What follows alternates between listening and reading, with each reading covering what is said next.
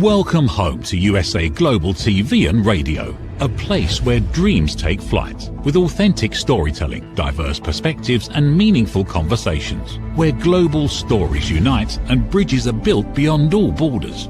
Discover world-class education, entertainment, hope and inspiration. Together, we're building bridges worldwide.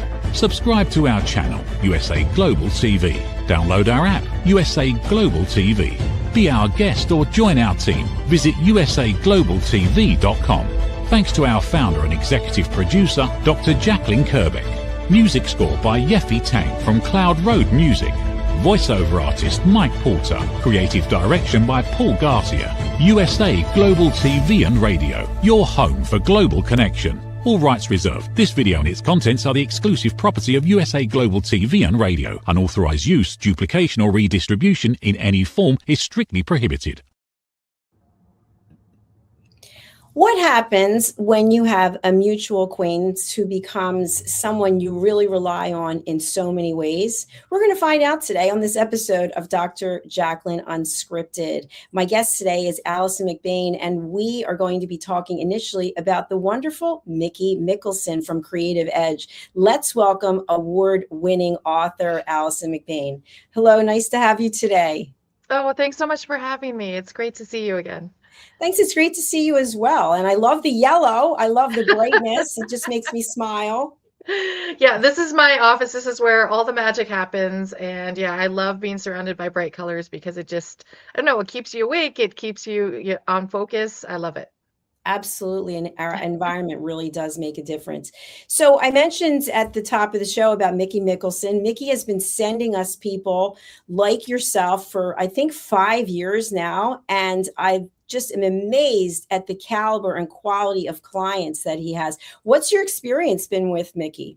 Oh, it's been fabulous. I definitely love what he does, what he represents. And he's just such a positive person too, so like, it's just a pleasure to always talk with him. But yeah, I actually met him originally because I was a book reviews editor for a magazine, and he would send me clients say, oh, would you like to take a look at one of their books?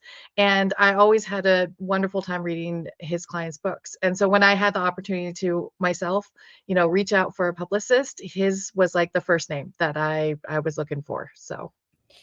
And I would highly recommend him also. So a question I have, because many times we interview people who do not have a publicist, let's say, and they've written a book, or maybe they're a keynote speaker, but they don't actually have anyone who's promoting their work. And this story I'll get from people is, that's only for people who are really successful. And I say, well, what about you? Do you have plans to be really successful? And if so, who's going to help you on that journey? What are your thoughts about that, Alison? Well, I definitely would say that you don't necessarily need a publicist when you're just starting out. Like, especially if you're an author and you're planning on writing multiple books, you sort of want to learn the ropes first. And a lot of that is very valuable experience that you can carry with you when you do start a relationship with a publicist and have them help you promote your brand. But it does help. At least in my case, it really helped to get started first and sort of figure out what I was doing, and then reach out to Mickey to really augment and really help me get to the next level, I would say. And I think kind of what we're touching on here that's really important is, many times we have imposter syndrome where we don't think we're worthy. So did you ever experience that? Oh my goodness, I experience it every day still. I don't know about you. Like, there's always another metric, and it's really hard not to compare yourself to others, isn't it? Because you can always say, oh my goodness, this author got this award, or this author, they hit this platform before I did. Like, so it's hard, especially as a new author, to shut out that voice that is like screaming at you, like, okay, you're not good enough. You're not, you're not doing the right things in the right order. So what really helps is just to sort of shut out all that noise, to sort of focus on what you're doing, tell your own story, and just celebrate your own successes and not try to compare yourself to anyone else. It's hard, but it is definitely worth it. It's kind of like we have to take that noise inside of our head and just tune it out and focus on what we're doing. And I know myself as an author, I think I've published 26 books or 28 books, I'm not sure, but I no longer am really concerned with making money because I wasn't making the kind of money that I thought I would be making. In fact, I checked my Ingram Spark account a couple of days ago and I sold 2 books and I was like, who are those 2 people? I'd love to go find them and thank them. So now I carry my books with me and I sign them and I give them away sort of as a calling card, as a business card. Have you ever thought of doing that? And if so, has it worked out or is it something you're completely against? I'm definitely not against it. I do give out copies of my books. I do giveaways. I also, for reviews, I do give out copies for reviews. It can definitely help spread the word because the way I feel that a lot of books do get to the next level is by word spreading, by word of mouth. It's not necessarily like, oh, I'm going to pop an advertisement on Facebook. That's that's never worked for me, honestly, like just straight up advertising. It's, going out, giving talks, doing workshops, meeting people who really enjoy the genres that I write in. And sometimes it is that, that personal touch. Okay, I'm going to give you a signed book and let me know if you like it. And guess what?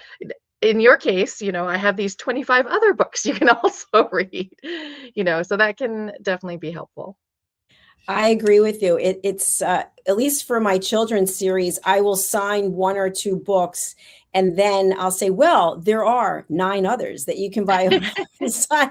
And if so, please do leave a review. And I find 0 reviews. I mean, one person actually did leave a review, and I had to thank them in person. But most people, even when they get the book for free, do not leave a review. So, what do you think the whole philosophy is? People don't want their name out there, or they just don't feel like doing it? Oh, reviews are like finding nuggets of gold because yeah, it's really hard. I don't know what it is. I guess it's just like inertia. Um, I feel because people will really enjoy books and they will be happy to talk to you about how much they enjoyed a book. Did you post a review? No, no, I didn't post a review. Like it's that added step. So it'd be great if we could just, at the end of reading a book, like especially if it's an ebook, just go straight to the review. And I know a lot of authors have a link at the end, but still people don't go. So They I don't don't know. go. And actually, I've interviewed a woman, Dr. Judith Briles, and she shared with me that in her books, she has a bookmark that she created that has the link that you can't click on it. You actually have to type it in. But I tried with the bookmarks and then people just lost them. So I tried putting business cards and, I'll be walking through the gym, which is where I give a lot of them out. I see the business card on the floor and I think, okay, that's not happening. It kind of makes me feel sad that, but it is what it is. And so I think we do what we do for a higher calling, whatever that calling might be. But when you started to get published, did you have aspirations for getting rich and famous from this? Um, I feel like whatever endeavor that we start out, we always want to do the best that we can. Um, I would say that's my most diplomatic answer that I can give on this. Everyone wants to take it to the next level. For example, one thing, if you talk to most authors of fiction, especially, they'll say, "Oh yes, I would love if my book went on to be like a film or TV series just because it will reach a wider audience." That is something that we all hope that, you know, our books will inspire others to, you know, live a better life, live their best life, or, maybe even take up the pen themselves and become writers because they were so inspired. I mean, I was inspired by so many authors growing up and even today, there are so many authors I'm like, wow, they did such a beautiful job. Like it just makes me want to go out and write myself. So yeah, there are many avenues to success. And I feel like, again, part of saying, yes, I'm going to be a billionaire, I'm going to be like J.K. Rowling, I'm going to make so much money, is unrealistic in a lot of ways. As long as I can support myself and get my words out there and have people who love what I do, that to me is the most important thing. It's very true. And, one of the things that I think about, because I take business courses and I follow, let's say, Mel Robbins, and she was going through what she went through. And then she wrote this book, I think the 5-second rule, something like that, and the let them theory. And all of a sudden, boom, it's like your whole life, your trajectory goes to a new level. Excuse me. And so I wonder, in the business school that I'm in right now, they're always recommending books. And I think, well, how do you get on that recommended list? What do I have to do to get my book on there? And so I think it's a matter of continuously putting yourself out there. Like you were talking in the beginning about doing keynote speeches, about doing workshops so that people can see you. Because I don't know what the statistics are, but every day right now while we're speaking, people are publishing books on Amazon. And so you have to be able to differentiate yourself. When did you realize that you were comfortable being a visible public figure? I don't think I think I'm still not comfortable with it. I am. It's too late, Alison. I know. I'm definitely an introvert, and when I tell people that, they're like, "Really? You're an introvert, but you speak at all these things and you're very comfortable talking to anyone." I'm like, "Yes, but inside I'm dying a little." Like I've always been sort of shy of the spotlight. So but this is just a part of the job almost, and I love that people want to talk to me. I love that people want to hear about my experience, not just with writing the books, but also my journey there. And again, it's about hopefully inspiring the next generation of readers and writers, who will want to follow a path similar to mine, maybe. So I'm happy to put myself out there. I'm happy to be uncomfortable doing it, and hopefully, it doesn't come across. I remember the first time that I ever spoke in public about my writing. I got up. I had a printed page that I was supposed to read, and my hands were shaking so badly I had to stop. I'm not at that point anymore, thank goodness. But I still get butterflies in my stomach every time.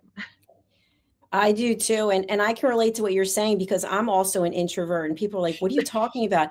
But Exactly. I find that being in the public domain or even like at the gym, for example, it takes a lot of energy because you have to be paying attention, listening to what people say. And in this environment where you're writing or speaking or producing, it is exhausting. And so I find that I want to just pack my bags and go crawl in a hole somewhere for a while. Yeah, and I am so amazed at everything you do. Like you wear so many hats, and it's again, no one would ever guess that you were ever uncomfortable doing any of the really amazing things that you've done. Being a leader in so many industries, it's amazing. Oh, that's so sweet. Thank you. I really appreciate that. I want to go over to your website so that we can talk about your books specifically. And maybe you can tell us when we go to the website, which is AlisonMcbain.com. We're on /books. Tell us about this. I love this, The New Empire. The book cover really draws me in. Oh, thanks so much. I actually, one of my mottos is do something creative every day. So one thing that I like to also do is I like to do art. I like to do design. So I actually designed that book cover. So thank you so much. Great. Yeah, so that book is an alternate history and it asks the what if question. What if in the history of the world, instead of Europeans reaching North America first, what if the Chinese did? How would that have changed the course of world history? So that is like it. My imagining was that it would have changed it quite a bit. So, Alison, what kind of research did you have to do for that? A lot. I was gonna So say, yeah. it's a huge it's a very cross-cultural type of book. So in addition to the Chinese, there are many different indigenous groups that are in the book. So I had to do a lot of research on not just living practices, but also language, everything from what they would wear at the time to what the landscape looked like. Because we talk about stuff like how the climate has changed, how there's many more people nowadays than there were. The book was set in the 1700s. But it has also changed our physical environment. So looking at the landscape of California nowadays, where the book is set, it was much different when you go back 300, 400 years. So like making sure that that was all accurate too. So it was a lot of research, which I love, because I'm actually, my background is in history and I love history. And if you look to my left here, you would see like my bookshelf is just full of history books. So, do you believe that, based on your experience, that history repeats itself? Is that an accurate statement? Oh, unfortunately, yes. And mostly it is the mistakes of history. So, you take something like a large war, and, after a war is over, people say, oh, never again. We learned our lesson. We did such terrible things. We're never going to do that again. And then a couple decades pass, and then all of a sudden there's another war going on. Yeah, it's unfortunate seeing that long pattern. And it's unfortunate that more people don't see that and more people don't take that to heart and avoid the mistakes of the past. Absolutely. It's interesting because we had a TV show host here for a long time, and she used to talk about the fact that you can't have peace without war. And so if there's never war, you don't appreciate peace. And I've always remembered that, and I try to process it and think how I feel about it. She was saying it's not possible to be in a world where there's 100% peace all of the time. I don't know how I feel about that. What are your thoughts? I would say I somewhat agree, just based on human nature, and how short our memories tend to be. um, we tend to go to extremes in a lot of ways. So if something is going too well, then we're waiting for the other shoe to drop, right? If something is going badly, oh, if only we were back 50 years, that would have been perfect. But 50 years ago, there were problems then too. So it's the whole grass is always greener, I think, mentality. Yeah, it's hard for us to see just sort of monochrome. We have to have those extreme highs and lows that really, I don't know, mark the human experience. And that's something that we write about too. Conflict drives the story forward. So we put our characters through really, really terrible things that we ourselves as authors would never want to experience, but it makes for an interesting story. Absolutely. And I think just with the background that I have in media, one of the things that I have to say I'm raising my hand on is I like to watch shows that have a lot of violence. I don't know why. I like ice hockey because they're pounding people against the I don't know why. It doesn't make any sense because I'm not an advocate, I'm a peace ambassador. But there's, I guess, something that it's a make-believe world. But the truth is, it goes on in the real world every day. And when we see it, we're horrified. But yet we could see it on television or read it in a book, and we're in some fantasy world. What do you think that's about?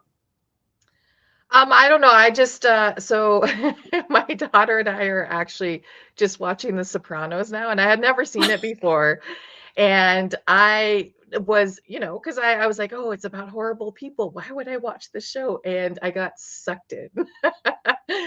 But yeah, I guess we're looking for something that we would never want to experience ourselves, because hopefully we are sane and don't want to put ourselves through terrible things. Um, but it gives us a sense of comfort maybe in our own worldview. So terrible fictional things, it's safe because it's fiction, are happening on the screen, and we can watch it and enjoy it because, hey, that's not happening to us. So I think that's part of the fascination. It's something that we don't know about, we would never want to know about, except we can have sort of a voyeuristic peek into that world. It might not be an accurate world. I don't know. I've never been in the mafia. I don't know how accurate The Sopranos is, but it is fun to see someone else's imagining of it, and not ever have to go into that world ourselves. Absolutely. And it's so funny. I knew you were going to say Sopranos. That's why I started. I don't know why it just popped into my head. I'm like, she's going to say Sopranos. I love The Sopranos. One of the series that really resonated with me was Breaking Bad. And I think I've watched it at least 6 times. And I've had people say to me, but you're totally against drugs. Why would you be watching? Like, to me, it's fascinating that, the whole premise that a high school teacher who was straight ace, just would become a meth manufacturer. And so it was so hard to believe, but yet you're so drawn in, but yet I'd want nothing to do with that in the real world. So maybe that is, we just check out of our life for a little while to imagine what it'd be like in this world. And then we go, you know what? Thank God I don't live in that world.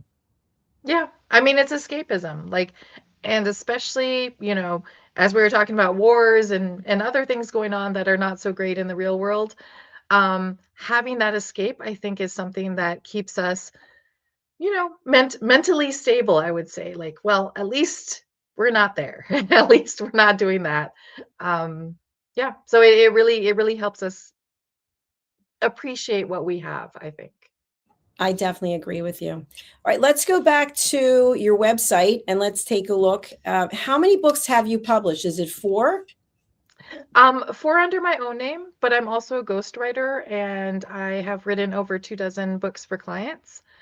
So I have to balance, my work with clients as an editor and ghostwriter with my own projects. And look at all these awards. Congratulations. This is Oh, thanks. impressive. It's amazing. Just goes Yeah. on and on and on and on and on. That really says something. Is there another book cover? Oh, yes, there is. Here it is. The Impossible Guy. Take one stubborn woman, 2 gorgeous men, in a house with a zillion problems to fix. That sounds pretty cool. Tell us about this one. Well, this one was actually based on real experience, as you might guess. So about over 10 years ago now, 15 years ago, when we had purchased our first house ever, with small kids, and we thought we knew what we were doing, but we had purchased a real lemon of a house. It had tons of problems, like the pipes were leaking, the windows were broken, stuff like that. So we, jumped in sort of blind and had to fix it all up. And some of it we did ourselves, some of we hired people to help us with it. And so I took all of that experience and put it into this book, except added romance to it also. I don't know if you've ever, all of a sudden all the pipes burst in the middle of the night and you're like, I don't know how to deal with this. So that was sort of based on our own experience, my own experience with this house. That is quite a lot to go through. And I can only share that the apartment that I'm in has been flooded twice through no fault of my own, through the people upstairs who are different people now. But it is something when all of a sudden something goes wrong in your home and you're kind of like helpless in a way. And you're in an impossible situation and you really need somebody to help you figure it out. So. Exactly. And like, it's always when you're like, okay, things are finally balanced. I got this under control. I got this. Everything's great. And then all of a sudden there's a disaster.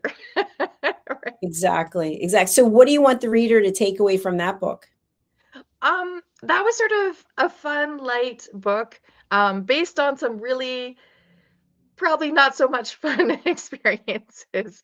But I always say you can laugh or you can cry. Like you can take an experience and you can just let it utterly defeat you, or you can rise above, I guess. And so I always like to laugh. I like to be more optimistic about situations, because you can always get through them. As long as you're alive, you can get through a situation, right? And so this was sort of taking the lemons and making lemonade out of it.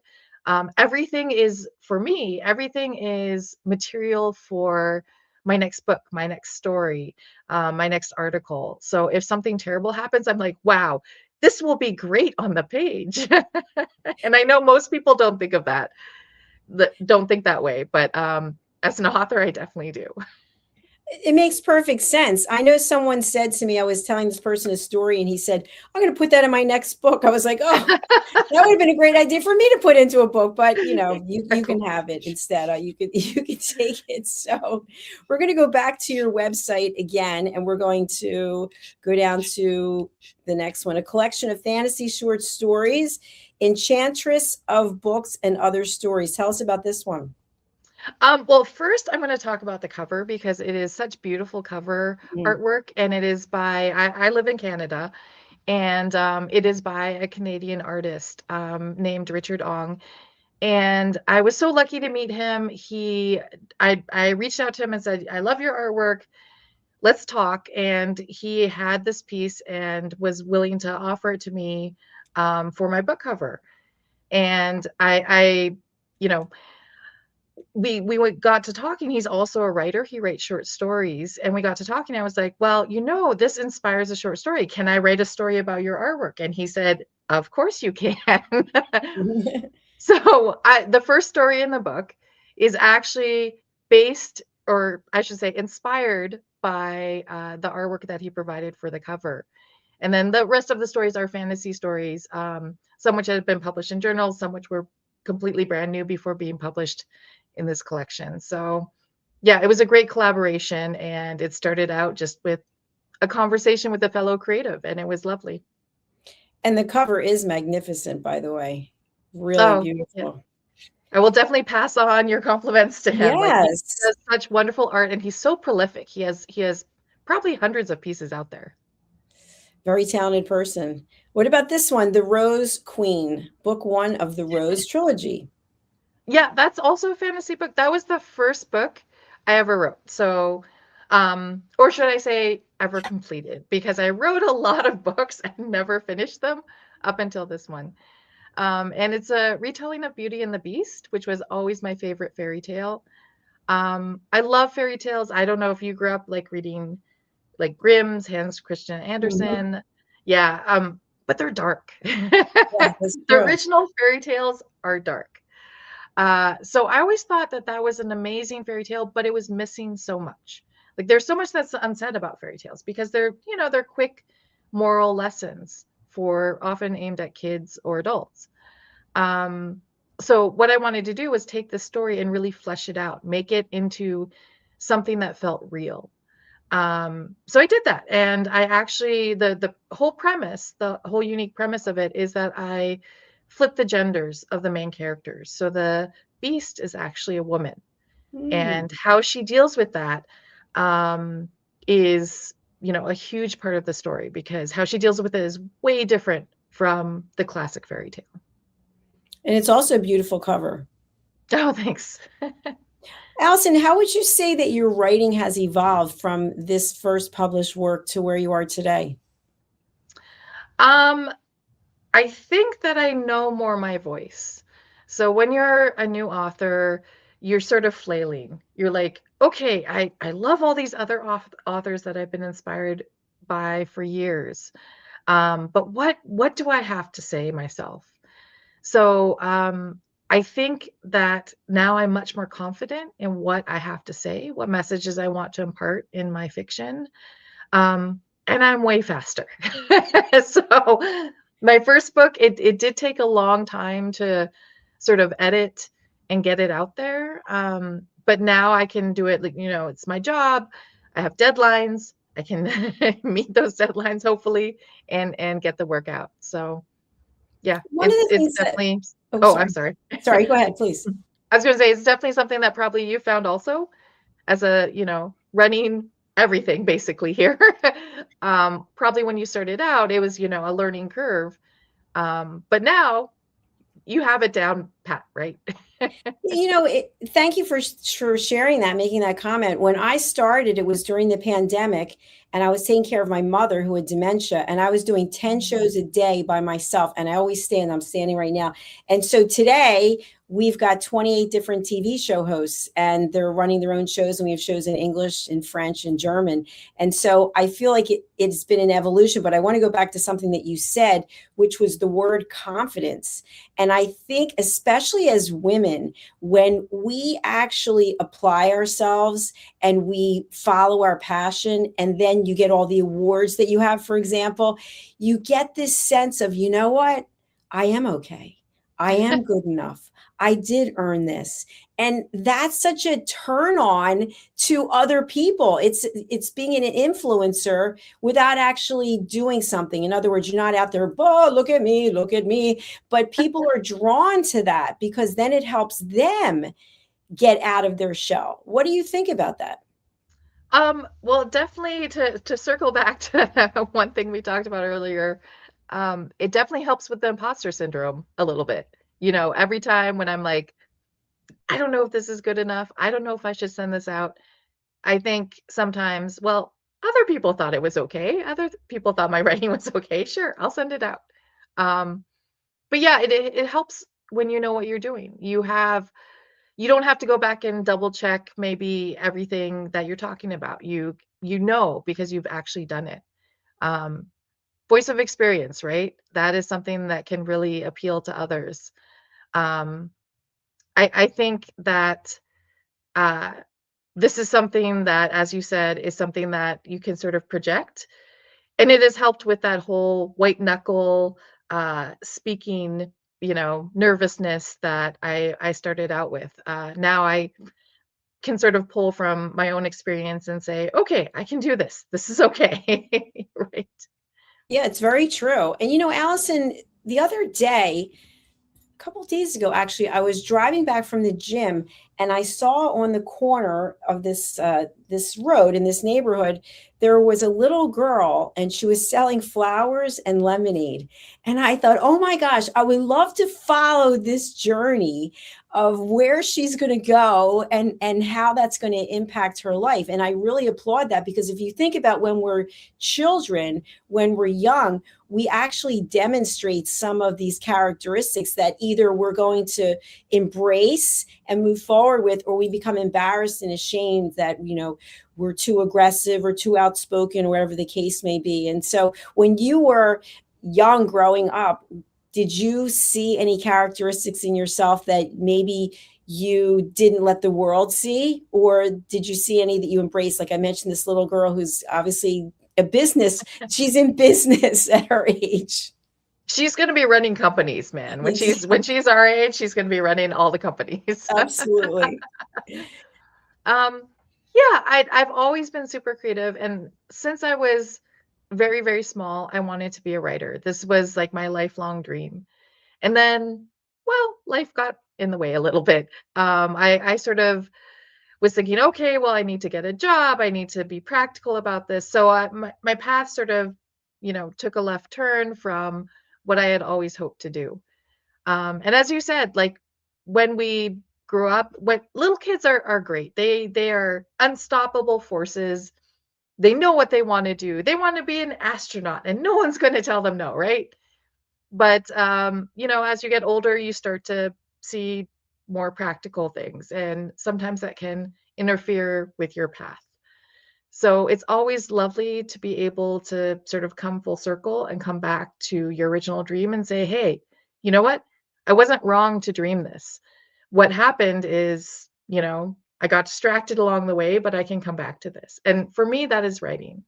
I've always wanted to be a writer since I was very, very small.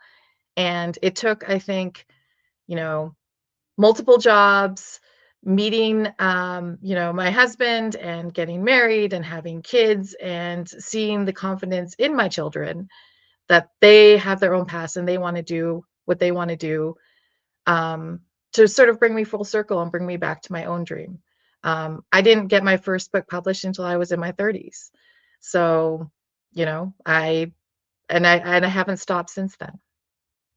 You're the girl on fire. And you mentioned that you are also a ghostwriter. How do you determine whether or not you're going to take on a project?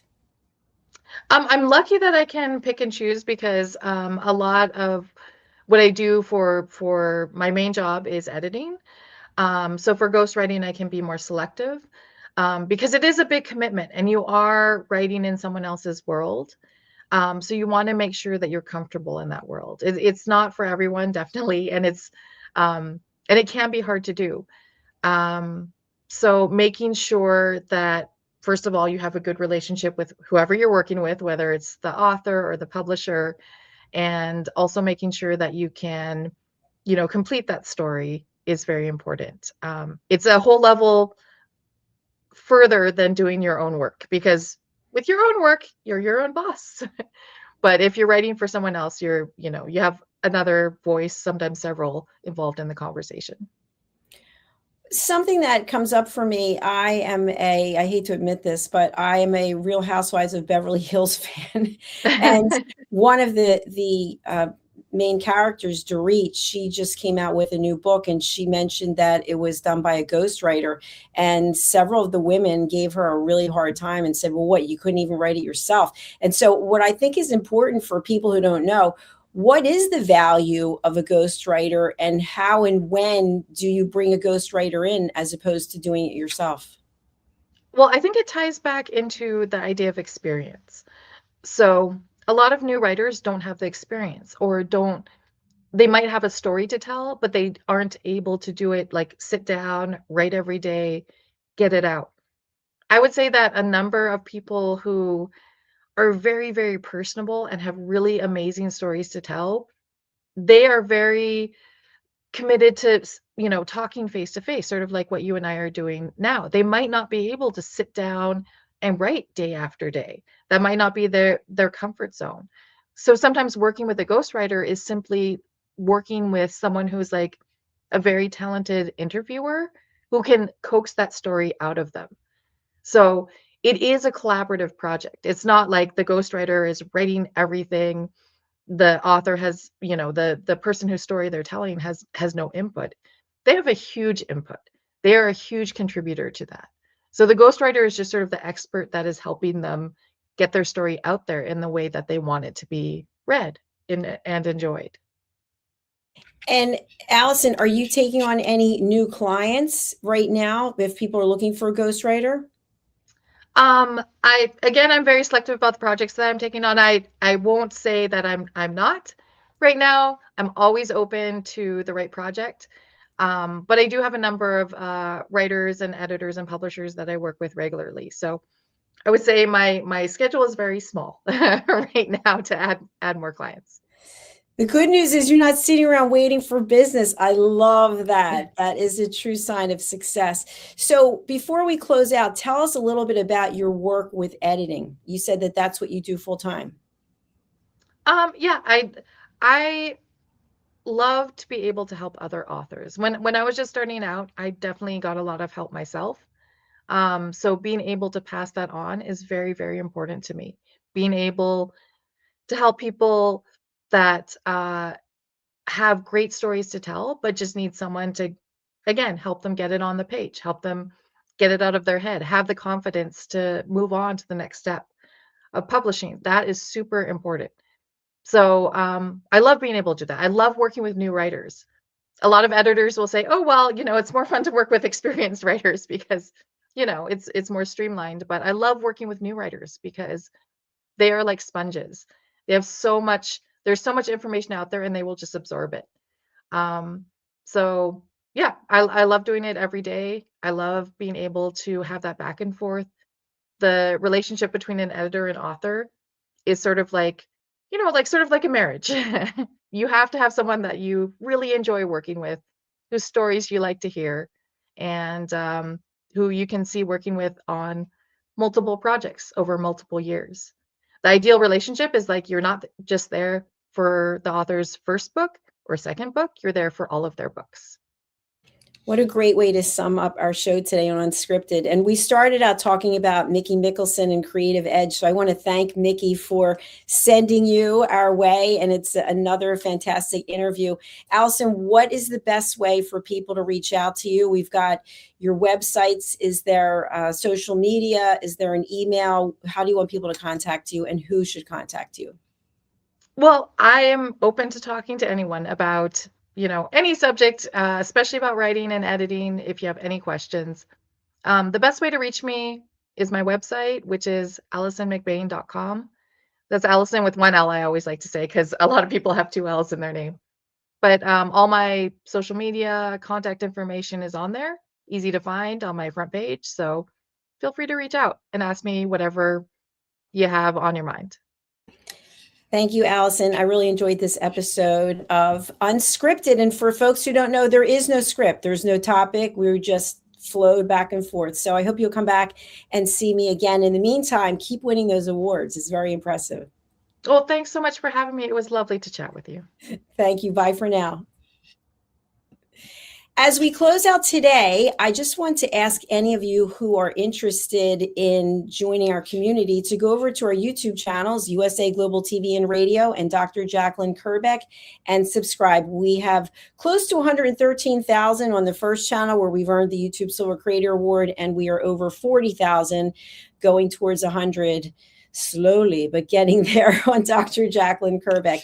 And now we're going to close out with a sponsorship from our dear friend, Mr. Red O'Loughlin, who has written this book called Aging Sucks and the Guesswork, There is Hope. It's coming out July the 3rd. Red has been with me for 5 years, doing 3 TV shows every Thursday. You know what kind of commitment that takes. And so this book is his next entree into longevity. Please take a look at it and consider pre-ordering and ordering your copies. Bye for now. What if many of the problems we associate with aging are not random? What if there are identifiable causes behind declining energy, chronic disease, and memory problems? We have been told that aging is simply something we must accept, that slowing down is normal, that growing older means growing weaker. But what if that's only part of the story? Why do some people remain active and engaged well into their later years? Why do others struggle with disease, fatigue, and declining health? What is happening beneath the surface? What processes drive aging? In Aging Sucks, researcher, educator, and author Red O'Loughlin explores what researchers have discovered about why we grow older. No medical degree required, no confusing jargon, just clear explanations of what researchers have discovered about the processes that influence aging. You cannot stop aging, but understanding its causes may help you make better decisions about your health, your future, and your quality of life. Because understanding comes before action. Action creates hope. Aging sucks. End the guesswork. There is hope. People are searching for experts every day. Are they finding you, or are they finding someone else? Every day, professionals are building authority through media. We've already built the platform. USA Global TV and Radio. Over 14,000 shows streamed to over 60 countries. This isn't about becoming famous. It's about leverage, visibility, credibility, opportunity. One interview, one conversation, one show, repurposed into content, connection, and business growth. Most people assume hosting a TV show requires a studio, a production team, and a massive budget. Our television packages begin at $1,500 US per month. Professional production, global distribution, replay visibility, built for voices with something to say. I'm Dr. Jacalyn KERBECK, and if this resonates with you, we should talk. USA Global TV and Radio, all rights reserved. Contact us at info@usaglobaltv.com. How much of your value have you been giving away? Saying yes when the answer should have been no? Lowering your price to secure the opportunity? Giving more while receiving less? Over time, it adds up. Until one moment brings clarity, you've been giving away your value. This is not about working harder. This is not about doing more. It's about boundaries. It's about pricing. It's about respect. From Dr. Jacalyn KERBECK comes a direct and necessary message. Stop over-delivering. Stop underpricing your expertise. Stop negotiating against yourself. Because when you recognize your value, everything changes. Stop giving away your value. Boundaries, pricing, and the business of respect. Available now wherever fine books are sold and on Amazon. A film by USA Global TV and Radio. Executive producer Dr. Jacalyn KERBECK. Videographer and cinematic production Paul Garcia. Voiceover by Ed Vargas. Stop giving it away. Start owning it. My Tummy Hurts by Dr. Jacalyn KERBECK. Meet Jackie. She loves recess, running with friends and laughing on the playground. At school, Jackie tries to play like she always does, but suddenly the pain comes back. Lately, something feels different and her tummy hurts, sometimes a little and sometimes a lot.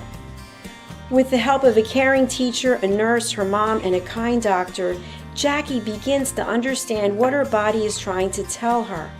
Sometimes tummy pain is more than a simple bellyache. Some children live with conditions like ulcerative colitis or Crohn's disease. Jackie listens to her body. She asks for help. She knows she's not alone. And Jackie finds her way back to running, laughing, and being herself. My Tummy Hurts, A Kid's Guide to Bellyaches and Bathroom Troubles by Dr. Jacalyn KERBECK, available on Amazon and in fine bookstores around the world. Thank you, viewers and listeners of USA Global TV and Radio, for joining us today. We're honoured to have your time and attention as part of our global community. At USA Global TV and Radio, we believe in the power of authentic conversations, meaningful connections, and creating a world of possibilities together. Want to be part of something bigger? Join our team of elevated listeners at usaglobaltv.com, a space where your voice matters and your ability to listen transforms relationships.